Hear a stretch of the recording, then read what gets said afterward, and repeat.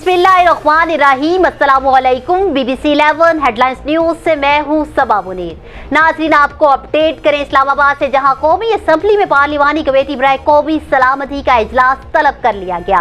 पार्लिमानी committee बराए कौमी सलामती का इन कैमरा इजलास 1 जुलाई को दोपहर 3 बजे होगा, जिसकी सदारत स्पीकर कौमी असम्बली असद कैसर करेंगे, जबकि इजलास में कौमी सलामती से मुतल्लिक अमूर एजेंडे का हिस्सा होंगे। इस दौरान अफगानिस्तान की मौजूदा सूरत हाल और उसके पाकिस्तान पर असरात के हवाले से बात होगी। पार्लिमानी कमेटी बराए कौमी सलामती के इजलास में हुकूमत की तरफ से वजीर खारजा शाह महमूद कुरैशी, वजीर दाखिला शेख रशीद, वजीर दिफा परवेज खटक शरीक होंगे, जबकि अपोजिशन लीडर शहबाज शरीफ, बिलावल भुट्टो जरदारी समेत अरकान पार्लियामेंट और वुज़रा बी कमेटी के अरकान में शामिल हैं। इसके अलावा चेयरमैन सेनेट, वुज़रा, अरकान पार्लियामेंट सेनेट को बी कमेटी में खुसूसी तौर पर मदऊ किया गया है। न्यूज़ स्टूडियो से फिल वक्त इतना ही। मज़ीद तफसीलात और अपडेट्स के लिए देखते रहिए BBC 11 हेडलाइंस न्यूज़।